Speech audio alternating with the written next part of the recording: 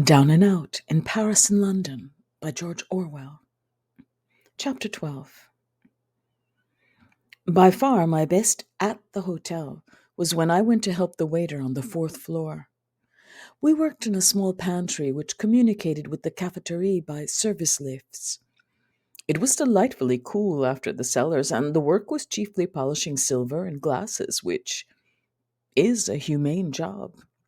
Valenti, the waiter, was a decent sort and treated me almost as an equal when we were alone, though he had to speak roughly when there was anyone else present, for it does not do for a waiter to be friendly with plongeurs. He used sometimes to tip me 5 francs when he had a good day.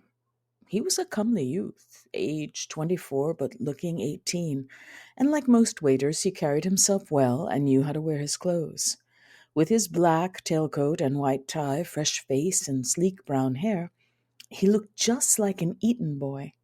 Yet he had earned his living since he was 12 and worked his way up literally from the gutter, grossing the Italian frontier without a passport and selling chestnuts from a barrow on the northern boulevards and being given 50 days imprisonment in London for working without a permit and being made love to by a rich old woman in a hotel who gave him a diamond ring and afterwards accused him of stealing it.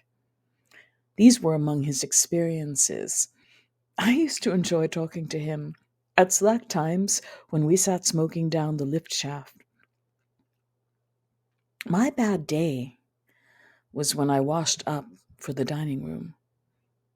I had not to wash the plates, which were done in the kitchen, but only the other crockery, silver, knives, and glasses. Yet, even so, it meant 13 hours' work, and I used between 50 and 40 dishcloths during the day. The antiquated methods used in France double the work of washing up.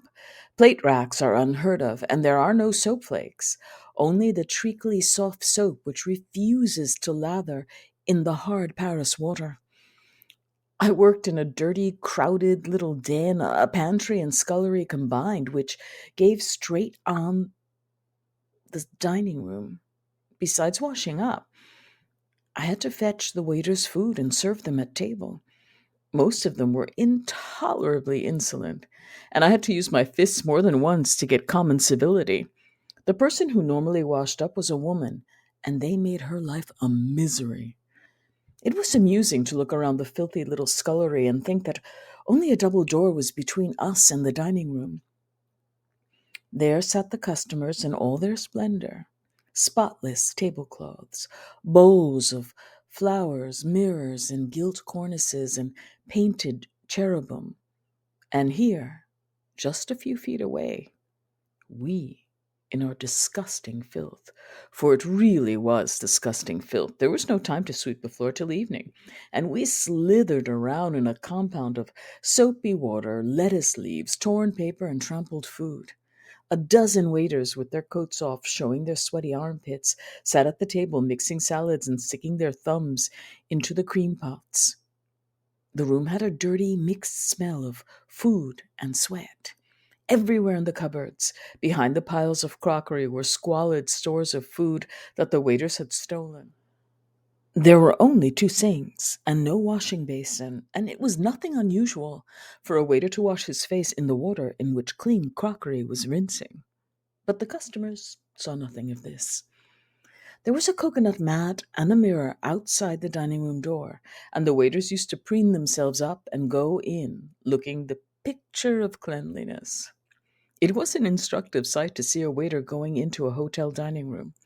As he passes the door, a sudden change comes over him.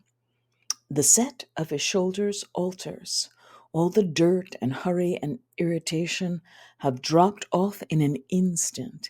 He glides over the carpet with a solemn priest-like air.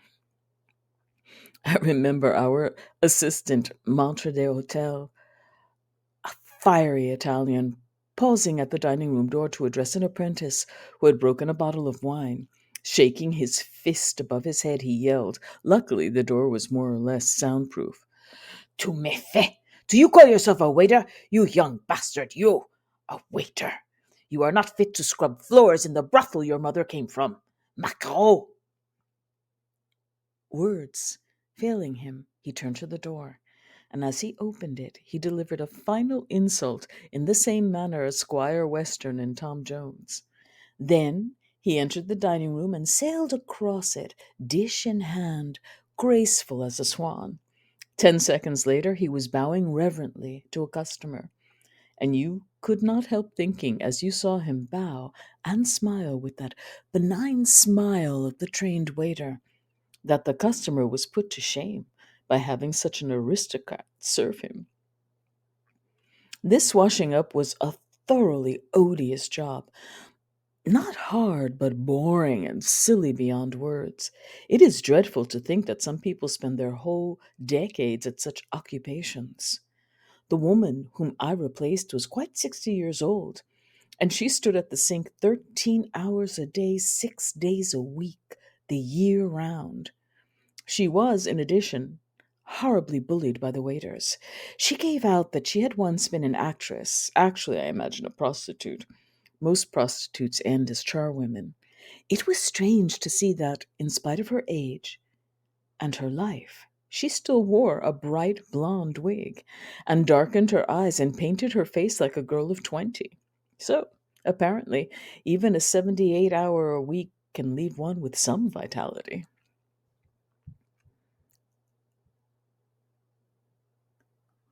Chapter 13.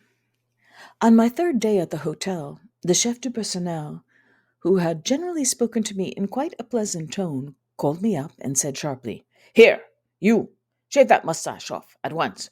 Nom de Dieu! Who ever heard of a plongeur with a mustache?" On the way home, I asked Boris what this meant.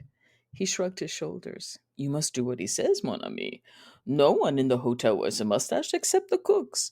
I should have thought you would have noticed it." Reason? There is no reason. It is the custom. I saw that it was an etiquette, like not wearing a white tie with a dinner jacket, and shaved off my mustache. Afterwards, I found out the explanation of the custom, which is this: waiters at good hotels do not wear mustaches, and to show their superiority, they decree that plongeurs shall not wear them either, and the cooks wear their mustaches to show their contempt for the waiters. This gives some idea of the elaborate caste system existing in a hotel. Our staff, amounting to about 110, had their prestige graded as accurately as that of soldiers, and a cook or waiter was as much above a plongeur as a captain above a private. Highest of all came the manager, who could sack anybody, even the cooks. We never saw the patron, and we all knew of him, and all we knew of him was that his meals had to be prepared more carefully than that of the customers. All the discipline of the hotel depended on the manager. He was a conscientious man and always on the lookout for slackness, but we were too clever for him. A system of service bells ran through the hotel, and the whole staff used these for signaling to one another. A long ring and a short ring, followed by two more long rings, meant that the manager was coming, and when we heard it, we took care to look busy. Below the manager came the maître d'hôtel. He did not serve at table unless to a lord or someone of that kind, but directed the other waiters and helped with the catering. His tips and his bonus from the champagne companies, it was 2 francs for each cork he returned to them, came to 200 francs a day. He was in a position quite apart from the rest of the staff, and took his meals in a private room with silver on the table and 2 apprentices in clean white jackets to serve him. A little below the head waiter came the head cook, drawing about 5,000 francs a month. He dined in the kitchen, but at a separate table, and one of the apprentice cooks waited on him. Then came the chef du personnel. He drew only 1,500 francs a month, but he wore a black coat and did no manual work, and he could sack plongeurs and fine waiters. Then came The other cooks drawing anything between 3,000 and 750 francs a month, then the waiters making about 70 francs a day in tips besides a small retaining fee. Then the laundresses and sewing women, then the apprentice waiters who received no tips but were paid 750 francs a month. Then the plongeurs, also at 750 francs. Then the chambermaids at 5 or 600 francs a month. And lastly, the cafetiers at 500 a month. We of the cafeteria were the very dregs of the hotel, despised and tutoyed by everyone. There were various others: the office employees, called generally couriers, the storekeeper, the cellarman, some porters and pages, the iceman, the bakers, the night watchman, the doorkeeper. Different jobs were done by different races. The office employees and the cooks and sewing women were French. The waiters, Italians and Germans. There is hardly such a thing as a French waiter in Paris. The plongeurs of every race in Europe besides Arabs and Negroes. French was the lingua franca, even the Italians speaking it to one another. All the departments had their special perquisites. In all Paris hotels, it is the custom to sell the broken bread to bakers for 8 sous a pound, the kitchen scraps to pig keepers for a trifle, and to divide the proceeds of this among the plongeurs. There was much pilfering, too. The waiters all stole food. In fact, I seldom saw a waiter troubled to eat the rations provided for him by the hotel. And the cooks did it on a larger scale in the kitchen, and we in the cafeteria swilled illicit tea and coffee. The cellarman stole brandy. By a rule of the hotel, the waiters were not allowed to keep stores of spirits, but had to go to the cellarman for each drink as it was ordered. As the cellarman poured out the drinks, he would set aside perhaps a teaspoonful from each glass, and he amassed quantities in this way. He would sell you the stolen brandy for 5 sous a swig if he thought he could trust you. There were thieves among the staff, and if you left money in your coat pockets, it was generally taken. The doorkeeper who paid our wages and searched us for stolen food was the greatest thief in the hotel. Out of my 500 francs a month, this man actually managed to cheat me of 114 francs in 6 weeks. I had asked to be paid daily, so the doorkeeper paid me 16 francs each evening, and by not paying for Sundays, for which of course payment was due, pocketed 64 francs. Also, I sometimes worked on a Sunday for which, though I did not know it, I was entitled to an extra 25 francs. The doorkeeper never paid me this either, and so made away with another 75 francs. I only realized during my last week that I was being cheated, and as I could prove nothing, only 25 francs were refunded.